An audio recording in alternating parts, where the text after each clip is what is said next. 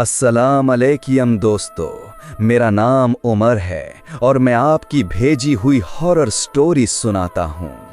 सिंध की वीरानी पहाड़ियों के दरमियान एक ऐसा किला मौजूद है जिसके बारे में कहा जाता है कि उसकी दीवारें सिर्फ पत्थर नहीं बल्कि हजारों सालों के राज अपने अंदर दफन किए हुए हैं। आज की कहानी हमें कराची से कमरान ने भेजी है, जो अपने दोस्तों के साथ रात के वक्त एक्सप्लोर करने गया था रानी कोट फोर्ट को, जिसे लोग वॉल ऑफ सिंध भी कहते हैं। उनका कहना है कि शुरू में सब एक नॉर्मल एडवेंचर लग रहा था, लेकिन जैसे ही वो मिरी गेट के अंदर गए, उन्हें महसूस हुआ कि कोई उन्हें देख रहा है। कैमरा में एक अजीब सा साया कैप्चर हुआ, दीवारों के अंदर से किसी के रोने की आवाज आई और फिर उनकी दोस्त ज़ारा ने एक ऐसी बात कह दी जिसने सबको खामोश कर दिया। वो रही वहां, लेकिन सबसे खौफनाक बात ये थी कि वहां कोई था ही नहीं। तो सवाल ये है, क्या रानी कोट के अंदर वाकई कोई रूह सदियों से कैद है, या फिर वो किला खुद किसी राज की हिफाजत कर रहा है? वो रात सिंध के दिल में बसी एक ऐसी रात थी जिसका जिक्र करने से आज भी लोग कांपते हैं, जब सूरज अपनी आखिरी लालिमा छोड़कर किरथार की पहाड़ियों के पीछे डूब गया था और रानी कोट फोर्ट की वो 12 जुल्तों की भरी पत्थर से बनी और हजारों साल की खामोशी को अपने सीने में छुपाए हुई दीवारें धुंध में ढल गई थीं। तब कामरान, आसिफ, ज़ारा और उनका गाइड रहील, 4 नौजवान जो कराची की भागती दौड़ती जिंदगी से कुछ वक्त चुराकर इस वॉल ऑफ सिंध के नाम से मशहूर किले की ज़ियारत करने निकले थे, अपनी बढ़ती हुई गहरी बेचैन रूहें लेकर उस किले के अंदर कदम रख रहे थे। रहील ने अपनी कांपती आवाज में बताया था कि रानी कोट का ये किला, जिसकी दीवारें 26 किलोमीटर तक फैली हुई हैं और जिसे दुनिया का सबसे बड़ा किला कहा जाता है, पूरी तरह से अभी तक एक राज है कि इसे किसने बनवाया, कब बनवाया और क्यों बनवाया, कोई नहीं जानता। कुछ लोग कहते हैं ग्रीक्स ने बनवाया, कुछ ससानिट्स का नाम लेते हैं, कुछ अरब फातेहीन का, मगर किले की दीवारें खुद ये राज अपने पत्थर के सीने में छुपाए खामोश खड़ी हैं, जैसे वो किसी को कुछ भी बताना नहीं चाहती। कामरान ने हंस के कहा था कि ये सब बकवास है, रात को डर लगता है इसलिए लोग ऐसी बातें बनाते हैं। मगर रहील ने कुछ नहीं कहा, बस अपनी टॉर्च की रोशनी सीधी ज़मीन पर रख ली थी और उसके होंठ थोड़े से कांपे थे, क्योंकि वो जानता था कि इस किले की दीवारें सिर्फ पत्थर नहीं हैं, इनके अंदर कुछ और भी है। वो कुछ जो रात को जाग उठता है, वो कुछ जो पुराने ज़मानों की चीखों को अपने अंदर लिए हुआ है, वो कुछ जिसे जिंदानों की आंखें नहीं देख सकती मगर रूह महसूस करती है।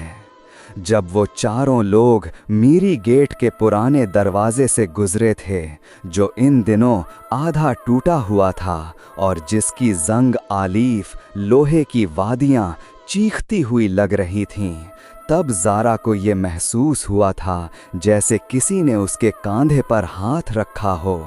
एक ठंड, एक वज़न, एक बयां से बाहर की कसक। उसने मुड़ के देखा मगर वहाँ कोई नहीं था, सिर्फ रात का अंधेरा था और दूर पहाड़ियों पर चौमलती हुई चांदनी।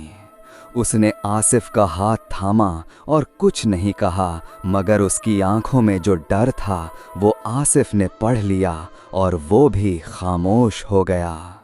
फिर वो चारों लोग मीरी दरवाजे से गुजर के उस मैदान में आ गए थे जहां पुराने वक्तों में दरबार लगता था, जहां शायद रानियों की पालकियां आती थीं, जहां शायद सिपाहियों की ज़ीरें खनखरती थीं। मगर अब वहां सिर्फ सूखे पत्थर थे, ऊंचे घास के जंगल थे और एक अजीब किस्म की खामोशी थी। ऐसी खामोशी जो महज खामोशी नहीं होती, ऐसी खामोशी जिसमें कुछ बोलने की कोशिश करती हुई आवाज़ें छुपी रहती हैं। कामरान ने अपना कैमरा निकाला और दरवाजे की तस्वीर खींचना चाहता था, मगर कैमरा की स्क्रीन पर जब फ्लैश चला तब उसकी तस्वीर में दरवाजे के पीछे एक साया था, एक कद कावर साया जिसके हाथ में कुछ थाम हुआ था। वो साया तस्वीर में साफ था, मगर आंख से देखो तो दरवाजे के पीछे कुछ भी नहीं था, सिर्फ रात थी और टूटा हुआ पत्थर। कमरान ने सोचा शायद लाइट का असर है, शायद कैमरा का कोई ग्लिच है, मगर उसने वो तस्वीर डिलीट नहीं की। शायद इसलिए कि डीप डाउन वो जानता था कि वो तस्वीर सच है। फिर रहील ने कहा कि चलो वो पुराना हमाम देख के आते हैं जो मिरी के अंदरून इलाके में है, जहां शायद कभी रानी के खानदान का क़याम था। वो चारों रात के उस सन्नाटे में आगे बढ़े थे जब उन्हें पहली बार वो आवाज़ सुनाई दी, एक बारीक, गहरा, अजीब आवाज़, जैसे कोई अंदर ही अंदर रोता हो, जैसे कोई दीवार के अंदर से सांसें ले रहा हो, जैसे 1000 साल पहले की कोई आह अभी भी इन पत्थरों के दरमियान जिंदा हो। ज़रा के कदम रुक गए। आसिफ ने टॉर्च ऊपर उठाई। रहील ने अपना दामन जोर से थामा। कमरान बोला, यार शायद हवा है, पहाड़ियों में हवा अजीब आवाज़ें करती हैं। मगर जब वो आवाज़ दोबारा आई तब सबकी समझ आ गई कि ये हवा नहीं है। हवा में इतनी दर्द नहीं होती, हवा में इतनी कदीम कसक नहीं होती। वो आवाज़ किसी रोना धोना की नहीं थी, वो आवाज़ किसी ऐसे वजूद की थी जो वहाँ था मगर दिख नहीं रहा था। फिर रहील की टॉर्च अटकने लगी। 1, 2, 4 बार बंद हुई, ऑन हुई। एक बार इतनी तेज चमकी कि सबने आंखें बंद कर लीं और एक बार एकदम बुझ गई। उस अंधेरों में, उस मुकम्मल कालापोश लम्हे में ज़रा ने एक चीख मारी जो पहाड़ियों से टकरा के वापस आई। सबने देखा कि ज़रा के हाथ पर कुछ था, कोई निशान, कोई पंज अंगुष्ठ का निशान, एक ठंड की छाप, जैसे किसी ने बर्फ़ की उंगलियों से उसका हाथ थामा हो। वो निशान धीरे धीरे गायब हुआ, मगर उस जगह की जिल्द कुछ देर के लिए सुर्ख रही। कमरान अभी तक ये नहीं भूल पाया और शायद कभी भूले भी नहीं। रहील ने फिर टॉर्च जलाने की कोशिश की। इस बार टॉर्च जल गई, मगर उसकी रोशनी पहले जैसे पूरी नहीं रही थी। एक गहरी नारंगी झिलमिलाहट थी उसकी रोशनी में, जैसे अनार के छिलके की आग। रहील ने कहा कि यहाँ से निकलना चाहिए, आज रात यहाँ रहना ठीक नहीं। मगर कमरान ने कहा, नहीं यार, अभी इतनी रात नहीं हुई। आसिफ ने ज़ारा को देखा, जो अब खामोश थी, जो अब बोल नहीं रही थी, जो बस अपनी आंखें सीधी ज़मीन पर टिकाए खड़ी थी। फिर अचानक ज़ारा ने अपना सिर उठा के एक वजूद की तरफ देखा, मगर वहाँ कुछ नहीं था, खाली मैदान था, खाली पत्थर। मगर ज़ारा की नज़र उस जगह से हटने को राज़ी नहीं थी। आहिस्ता आहिस्ता ज़ारा ने एक शब्द कहा जिसने सबको हिला के रख दिया। वो बोली, वो रही वहाँ। सबने देखा, मगर कोई नहीं दिख रहा था। सिर्फ रात थी, सिर्फ पत्थर था, सिर्फ गहरा अंधेरा था। आसिफ ने ज़ारा का हाथ थामा और कहा, यार कुछ नहीं वहाँ। मगर ज़ारा की आंखें वहाँ ही टिकाए रहीं। वो मुस्कुरा रही थी अब, एक अजीब खाली मुस्कुराहट, जैसे वो ज़ारा नहीं थी, जैसे कोई और उसके चेहरे से देख रहा था, जैसे उस रात की खामोशी ने ज़ारा की शक्ल इख्तियार कर ली हो। रहेल ने आसिफ को हाथ मारा और बोला, भाई चलते हैं, अभी कोई बात नहीं, कोई तस्वीर नहीं, चलते हैं। फिर वो चारों मीरी गेट की तरफ भागे। कमरान पहले था, रहेल दूसरे, आसिफ ज़ारा का हाथ पकड़े तीसरे। और ज़ारा चलते चलते एक बार रुकी। उसने अपना सिर पीछे मोड़ा। आसिफ ने कहा, ज़ारा नहीं, वहाँ मत देखो। मगर ज़ारा रुक के खामोश रही, जैसे वो किसी की बात सुन रही हो जो सिर्फ वो सुन सकती थी। सिर्फ ने उसे खींच के आगे बढ़ाया और वो चारों मीरी गेट से बाहर निकल आए। अपनी गाड़ी में बैठ के रानी कोट की पेचदार पेच सड़क पर निकल गए, एक दर्द भरी खामोशी में, एक ऐसे अंधेरों में जहां किले की दीवारें पीछे छूट रही थीं, मगर उनका साया साथ आ रहा था।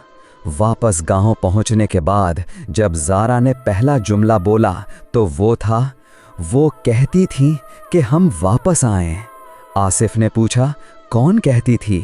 ज़ारा ने कहा, वो जो मेरी गेट के पीछे खड़ी थी, वो जो 1000 साल से वहाँ खड़ी है, वो जो हर रात किले की दीवारों से लिपट के रोती है, वो जो चाहे कि कोई सुन ले उसकी दास्तां, वो जो मरना चाहती है मगर मर नहीं सकती क्योंकि उसका किला अभी भी खड़ा है और जब तक ये दीवारें खड़ी हैं वो भी यहाँ हैं।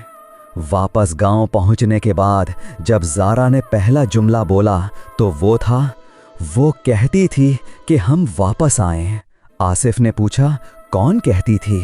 ज़ारा ने कहा, वो जो मेरी गेट के पीछे खड़ी थी, वो जो 1000 साल से वहाँ खड़ी है, वो जो हर रात किले की दीवारों से लिपट के रोती है, वो जो चाहे कि कोई सुन ले उसकी दास्तां, वो जो मरना चाहती है मगर मर नहीं सकती क्योंकि उसका किला अभी भी खड़ा है और जब तक ये दीवारें खड़ी हैं वो भी यहाँ हैं। इसके बाद से ज़रा कुछ और ज़्यादा बात नहीं करती। रातों को कभी कभी उठ के खिड़की से बाहर देखती है पहाड़ियों की तरफ। आसिफ को डर लगता है कि एक दिन वो उठ के चली जाएगी और वो उसे नहीं रोक पाएगा। कमरान की वो तस्वीर आज भी उसके फ़ोन में है, वो साया आज भी दरवाजे के पीछे खड़ा है। कमरान ने वो तस्वीर 1000 बार डिलीट करनी चाहिए मगर डिलीट नहीं हो रही, बार बार वापस आ जाती है। जैसे वो साया वापस आना चाहता हो, जैसे वो दरवाज़ा खुलवाना चाहता हो, जैसे रानी कोट का ये राज जो हज़ारों सालों से दीवारों में बंद है किसी को सुनाना चाहता हो। रहील ने कराची वापस आने के बाद 1 महीने तक घर से नहीं निकला। उसने किसी को नहीं बताया कि उस रात गेट से निकलता हुआ उसने क्या देखा था, मगर एक रात उसकी बीवी ने उसे ख्वाब में बोलते सुना, वो औरत पीछे से चल रही थी। रहील उसके बाद से रानी कोट का नाम नहीं लेता, न गाइड करता है किसी को, न खुद कभी वापस जाता है। गांव वाले जो वहाँ के आसपास के रहने वाले हैं कहते हैं कि रात को किले की दीवारों के साथ साथ एक साया चलता है, एक लंबे कद का साया जिसके पाँव की आवाज़ नहीं आती, जिसके चलने से रात और गहरी हो जाती है। वो कहते हैं कि ये किसी रानी की रूह है जिसका नाम कोई नहीं जानता, जिसकी कब्र कोई नहीं ढूंढ पाया, जिसने अपनी पूरी जिंदगी इस किले की दीवारों में गुजारी और फिर इन दीवारों ने उसे बाहर नहीं जाने दिया।